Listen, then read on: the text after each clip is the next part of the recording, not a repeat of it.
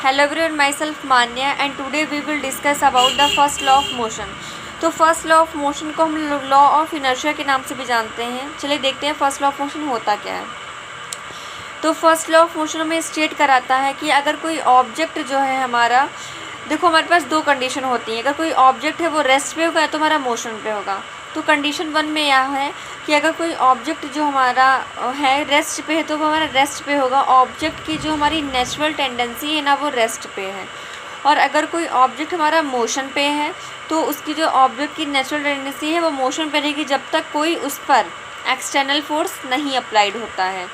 तब तक वो ऑब्जेक्ट हमारा रेस्ट पे तो वो रेस्ट पे रहेगा, या तो कोई ऑब्जेक्ट हमारा मोशन पे तो मोशन पे ही रहेगा। मोशन क्या होता है?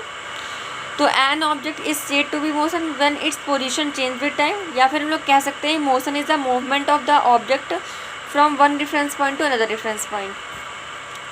एंड तो हम लोग कह सकते हैं कि the first law of motion state that an object is moving uniformly on a straight path or is at rest, its state would not change until and unless an external force is applied to it, and the object opposed to change the state of motion or of rest, this tendency of the object remains to same the state of rest or to keep moving uniformly is called inertia।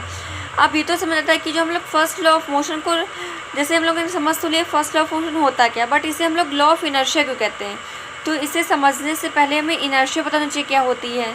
तो inertia क्या होती है? Inertia is the natural tendency of the object to resist to change in the states of motion और of rest. जैसे कि जब हम लोग कोई व्हीकल पे बैठते हैं तो बहुत देर से हमारी वो स्टॉप होती है।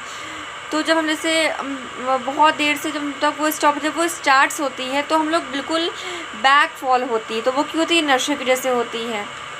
एंड सेकेंड थिंग्स, जब हम लोग ब्रेक्स अप्लाइड करते हैं अपनी कार में तो हम लोग फॉरवर्ड डायरेक्शन में आते हैं। क्यों आते हैं? क्योंकि जो हमारी बॉडी होती है वो अपोजिट होती है, जो चेंज होता है मोशन का रेस्ट में।